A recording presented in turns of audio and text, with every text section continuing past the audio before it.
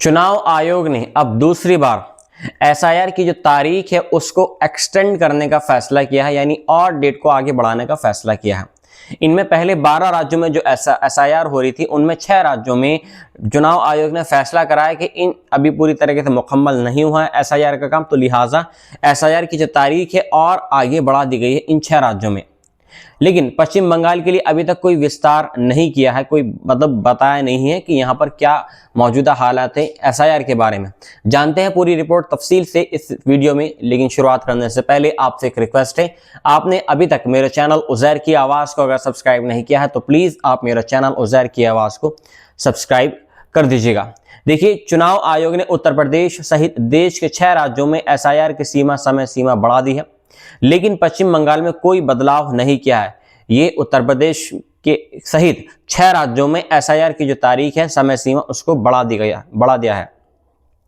चुनाव आयोग ने विशेष सघन पुनः निरीक्षण यानी एसआईआर के जरिए मतदाता सूची को सही करने के लिए 12 राज्यों और केंद्र शासित प्रदेशों के मुख्य निर्वाचन पदाधिकारियों को निर्देश दिया है। आयोग ने कहा है कि मसौदा सूची जारी होने से पहले प्रत्येक बूथों पर पाए गए मृत, स्थानांतरित, अनुपस्थित व डुप्लीकेट मतदाताओं की सूची राजनीतिक दलों से जुड़े बूथ लेवल एजेंडों के साथ साझा करें। मतलब एसआईआर का मतलब क्या है यहाँ पर? देखिए, एसआईआर का मतलब यहाँ पर यह है कि 2003 में जो एसआईआर हुई थी दोबारा से उसको करेक्शन करना, यानी कौन डेड हो गया है, कौन मतलब किसकी नई वोट बनी है, किसकी वोट खत्म हो गई है, कौन मतलब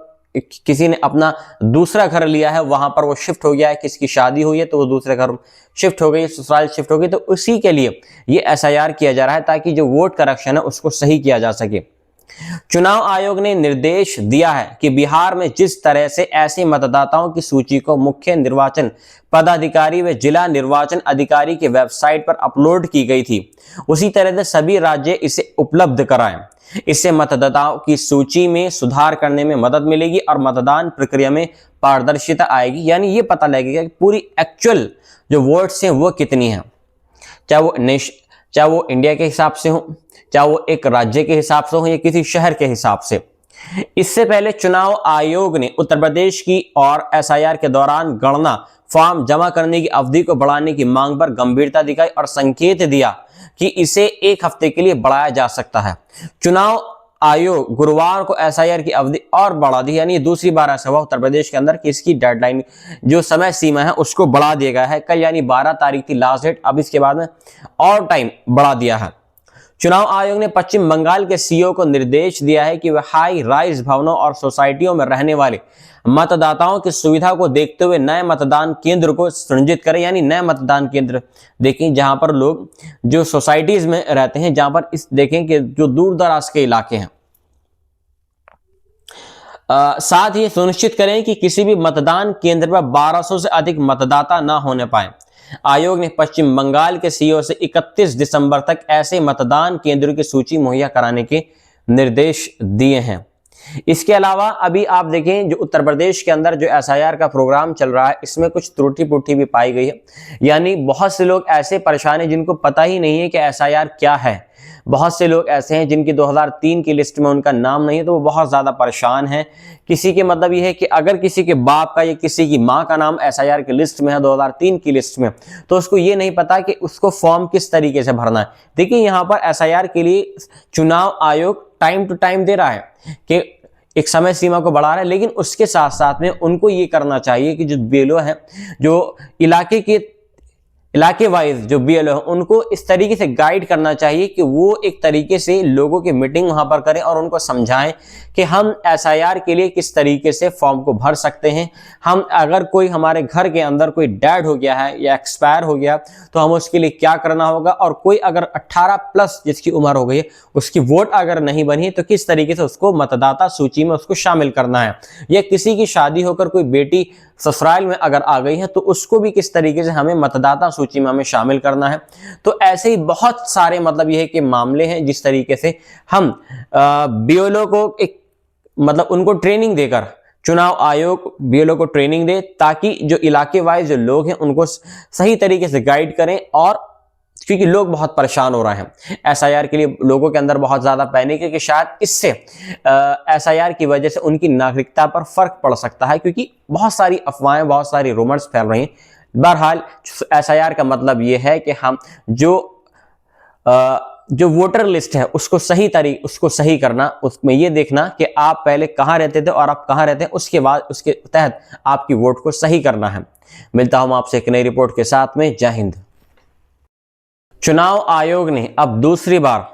एसआईआर की जो तारीख है उसको एक्सटेंड करने का फैसला किया है, यानी और डेट को आगे बढ़ाने का फैसला किया है।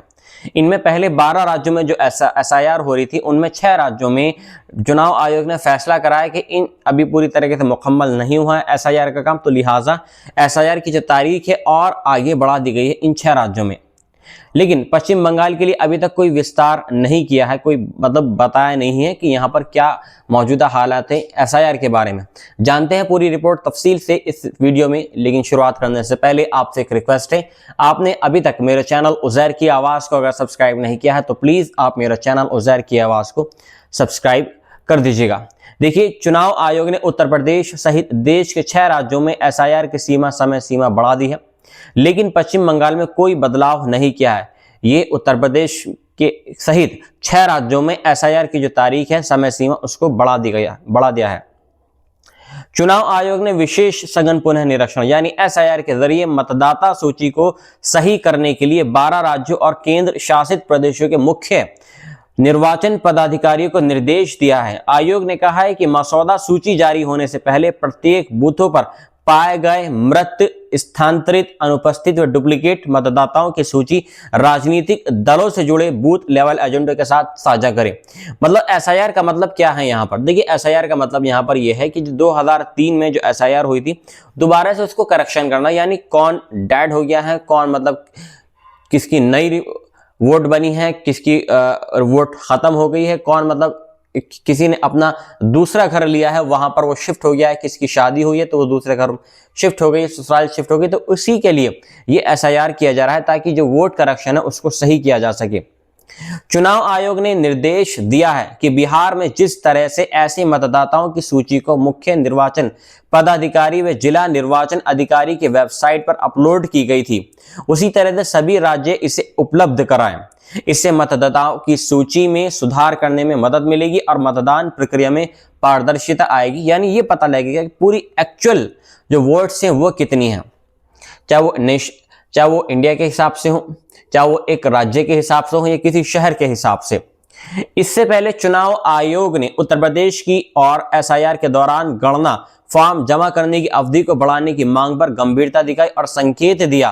कि इसे 1 हफ्ते के लिए बढ़ाया जा सकता है। चुनाव आयोग गुरुवार को एसआईआर की अवधि और बढ़ा दी, यानी दूसरी बार ऐसा हुआ उत्तर प्रदेश के अंदर कि इसकी डेडलाइन जो समय सीमा है उसको बढ़ा दिया गया है। कल यानी 12 तारीख थी लास्ट डेट, अब इसके बाद में और टाइम बढ़ा दिया है। चुनाव आयोग ने पश्चिम बंगाल के सीईओ को निर्देश दिया है कि वह हाई राइज भवनों और सोसाइटियों में रहने वाले मतदाताओं की सुविधा को देखते हुए नए मतदान केंद्र को सुनिश्चित करें, यानी नए मतदान केंद्र देखें जहां पर लोग जो सोसाइटीज में रहते हैं, जहां पर इस देखें कि जो दूर दराज के इलाके हैं। साथ ही सुनिश्चित करें कि किसी भी मतदान केंद्र पर 1200 से अधिक मतदाता न होने पाए। आयोग ने पश्चिम बंगाल के सीईओ से 31 दिसंबर तक ऐसे मतदान केंद्रों की सूची मुहैया कराने के निर्देश दिए हैं। इसके अलावा अभी आप देखें जो उत्तर प्रदेश के अंदर जो एसआईआर का प्रोग्राम चल रहा है इसमें कुछ त्रुटि पुटी भी पाई गई है, यानी बहुत से लोग ऐसे परेशान हैं जिनको पता ही नहीं है कि एसआईआर क्या है। बहुत से लोग ऐसे हैं जिनकी 2003 की लिस्ट में उनका नाम नहीं है, तो वो बहुत ज़्यादा परेशान हैं। किसी के मतलब ये है कि अगर किसी के बाप का या किसी की माँ का नाम एसआईआर की लिस्ट में है 2003 की लिस्ट में, तो उसको ये नहीं पता कि उसको फॉर्म किस तरीके से भरना है। देखिए, यहाँ पर एसआईआर के लिए चुनाव आयोग टाइम टू टाइम दे रहा है कि एक समय सीमा को बढ़ा रहा है, लेकिन उसके साथ साथ में उनको ये करना चाहिए कि जो बेलो है, जो इलाके के इलाके वाइज जो बीएलओ है उनको इस तरीके से गाइड करना चाहिए कि वो एक तरीके से लोगों की मीटिंग वहां पर करें और उनको समझाएं कि हम एसआईआर के लिए किस तरीके से फॉर्म को भर सकते हैं। हम अगर कोई हमारे घर के अंदर कोई डेड हो गया है या एक्सपायर हो गया तो हम उसके लिए क्या करना होगा, और कोई अगर 18 प्लस जिसकी उम्र हो गई है उसकी वोट अगर नहीं बनी तो किस तरीके से उसको मतदाता सूची में उसको शामिल करना है। या किसी की शादी होकर कोई बेटी ससुराल में अगर आ गई है तो उसको भी किस तरीके से हमें मतदाता सूची में हमें शामिल करना है। तो ऐसे ही बहुत सारे मतलब ये है कि मामले हैं जिस तरीके से हम बीएलओ को एक मतलब उनको ट्रेनिंग देकर, चुनाव आयोग बीएलओ को ट्रेनिंग दे ताकि जो इलाके वाइज जो लोग हैं उनको सही तरीके से गाइड करें। और क्योंकि लोग बहुत परेशान हो रहे हैं एसआईआर के लिए, लोगों के अंदर बहुत ज्यादा पैनिक है कि शायद इससे एसआईआर की वजह से उनकी नागरिकता पर फर्क पड़ सकता है, क्योंकि बहुत सारी अफवाहें, बहुत सारी रूमर्स फैल रही हैं। बहरहाल एसआईआर का मतलब ये है कि हम जो वोटर लिस्ट है उसको सही करना, उसमें ये देखना कि आप पहले कहाँ रहते थे और आप कहाँ रहते हैं, उसके बाद उसके तहत आपकी वोट को सही करना है। मिलता हूं आपसे एक नई रिपोर्ट के साथ में। जय हिंद।